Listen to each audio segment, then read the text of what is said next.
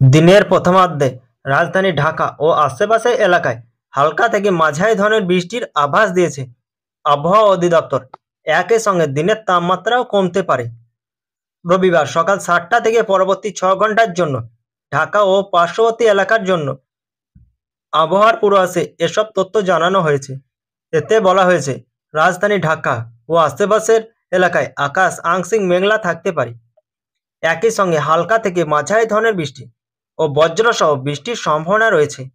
এ সময় দক্ষিণ ও দক্ষিণ পূর্ব দিক থেকে ঘন্টায় 10 থেকে 15 কিলোমিটার বেগে বাতাস প্রবাহিত হতে পারে। দিনের তাপমাত্রা সাধারণত 1 থেকে 2 ডিগ্রি সেলসিয়াস কমে যেতে পারে। পূর্বাভাসের তথ্য অনুযায়ী আজ সকাল 6টায় ঢাকার তাপমাত্রা রেকর্ড করা হয় 28.4 ডিগ্রি সেলসিয়াস। বাতাসের আর্দ্রতা ছিল 93%। গতকাল সর্বোচ্চ তাপমাত্রা ছিল 34.3 ডিগ্রি সেলসিয়াস। আজ সর্বনিম্ন 28.3 ডিগ্রি সেলসিয়াস। এছাড়া গত 24 ঘন্টায় ঢাকায় 2 মিলিমিটার বৃষ্টিপাত রেকর্ড করেছে আবহাওয়া অধিদপ্তর। অন্যদিকে সোমবারের মধ্যে আবারও উত্তর পশ্চিম এবং তৎসংলগ্ন পশ্চিম মধ্য বঙ্গোপসাগরে একটি লঘুচাপ সৃষ্টি হতে পারে বলে জানিয়েছে আবহাওয়া অধিদপ্তর।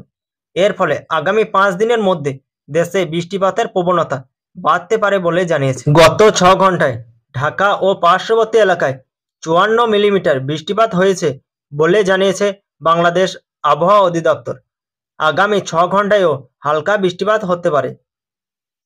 রবিবার আবহাওয়া অধিদপ্তরের দুপুর 1টা থেকে পরবর্তী 6 ঘন্টার জন্য ঢাকা ও পার্শ্ববর্তী এলাকার আবহাওয়ার পূর্বাভাসে এ কথা জানানো হয়। আবহাওয়ার পূর্বাভাসে বলা হয়, ঢাকা ও পার্শ্ববর্তী এলাকার আকাশ আংশিক মেঘলা থাকতে পারে। একই সঙ্গে হালকা বৃষ্টিপাতের সম্ভাবনা রয়েছে।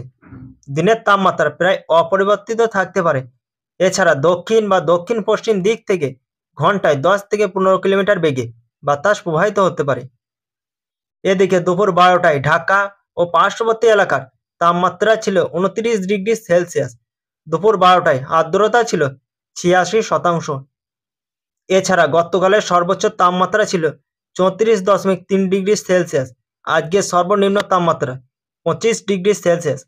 আজকে সূর্যাস্ত যাবে সন্ধ্যা 6টা 30 মিনিট।